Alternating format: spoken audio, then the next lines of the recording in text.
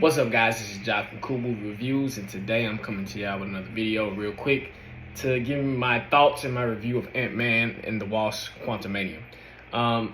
This is the third installment in the Ant-Man series, and I want to say, I'm trying to think of how many Marvel movies this is. I'm gonna look it up live, man.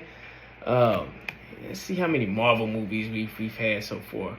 Okay, I believe there are now 30 Marvel movies, guys. Okay, so shout out to them. Hey, we're in our 30th installment of the Marvel Cinematic Universe, man, and it's been an adventure.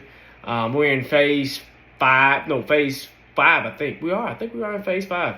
And we just got kicked off with phase 5 with Ant-Man and the Wasp Quantumania. And it was a interesting movie, but let's get into it real quick. So this is starting Jonathan Majors as Kang, Paul Rudd is Ant-Man, and Evangeline Lilly is Hope Van Dyne is she's the Wasp.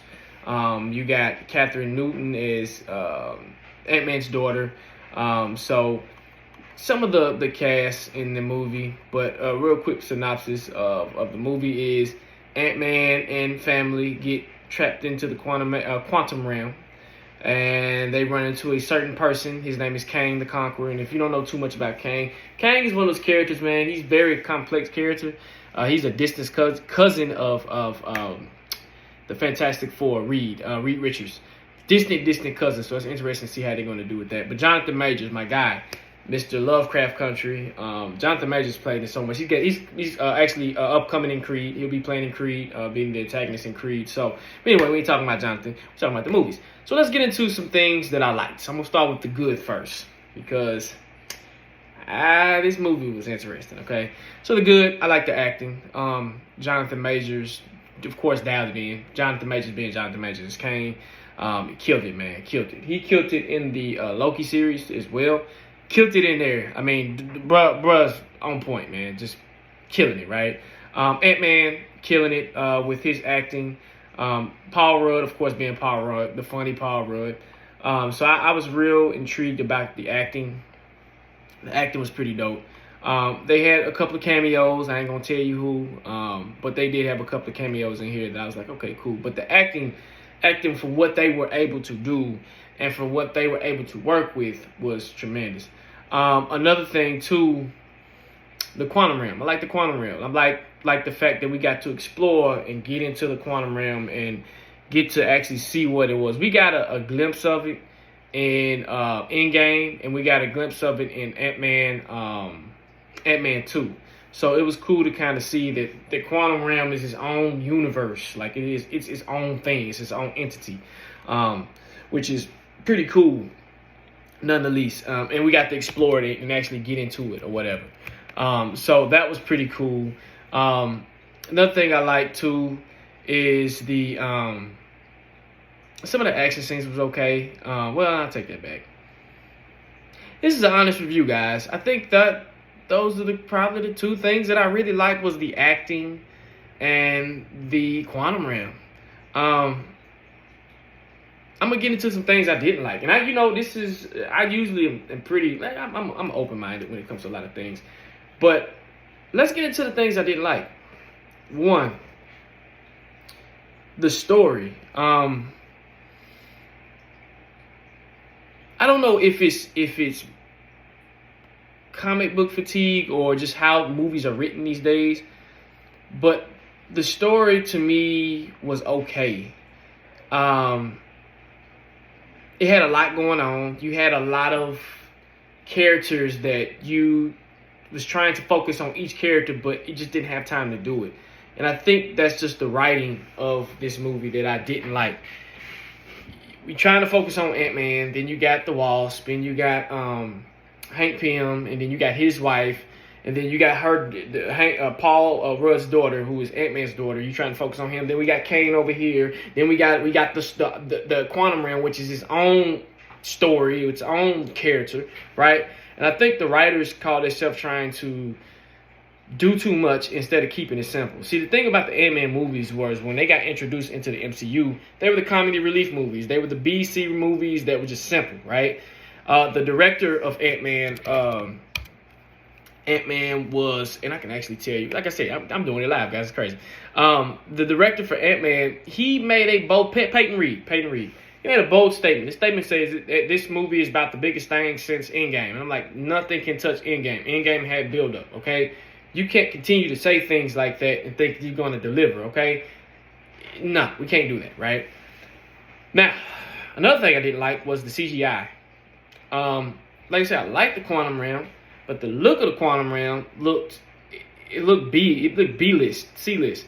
Some of the CGI was cool, and some of the CGI was clunky, all over the place. It just didn't work for me, and I'm like, okay, this is okay, this is cool, but you could have cleaned it up better here. And if you're in the movies, you can tell when you look at CGI and CGI doesn't look right. And in this movie, I'm like, the CGI don't look right. You can clean this up, you can clean that up, you can clean this up. So that's another thing I didn't like. Another thing I didn't like. Okay, let me take it back. Wasn't really a dislike, but I feel like Kane was in the wrong movie. We should have never introduced Kane in Ant-Man and the Wasp. He should have been introduced into a different movie. This is the kickoff of Phase 5, right? And to kick this phase off, it's not strong, okay? And again, Jonathan Majors dialed it in, man. I'm gonna give you my MVPs. I'm gonna give you my MVPs after I'm done with my cons.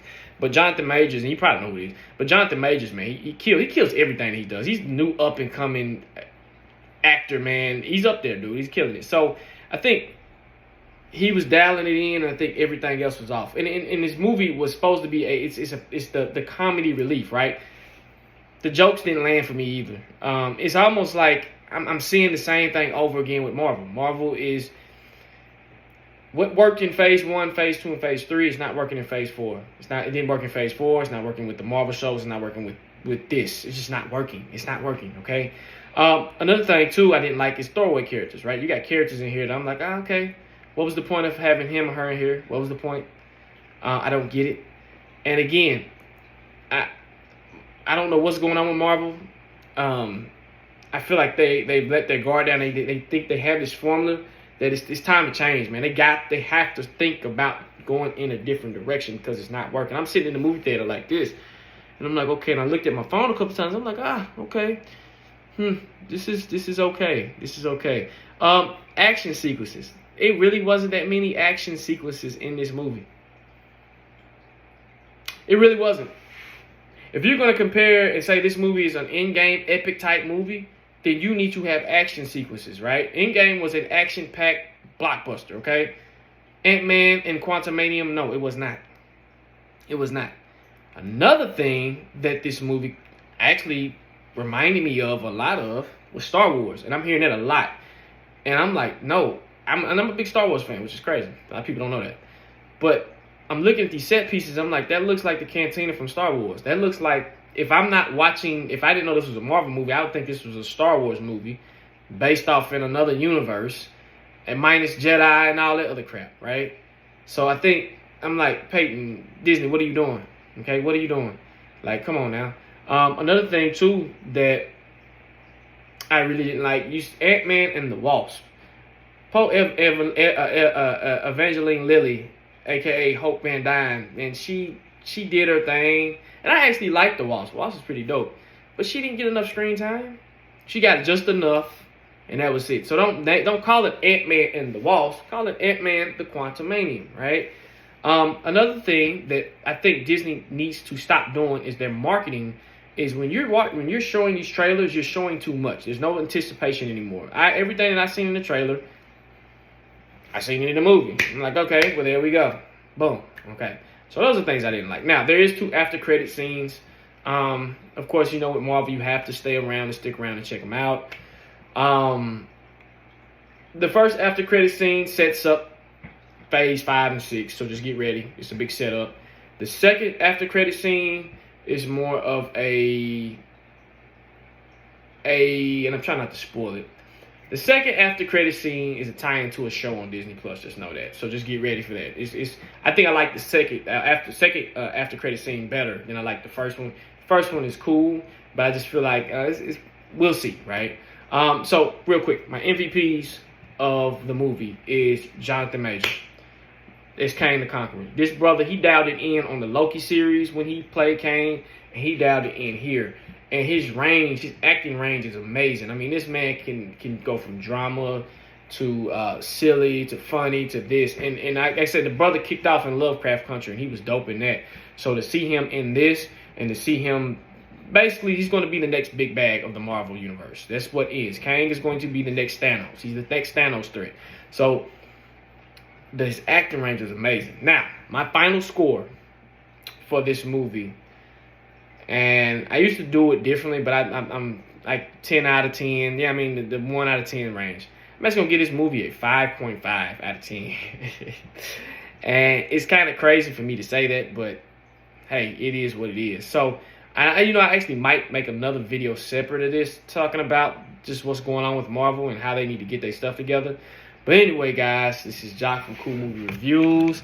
And please like, subscribe, share the video. And like I said, if it's a new format for you guys, my laptop is tripping right now, so I'm working on that. But anyway, guys, peace. Enjoy your weekend. Bye.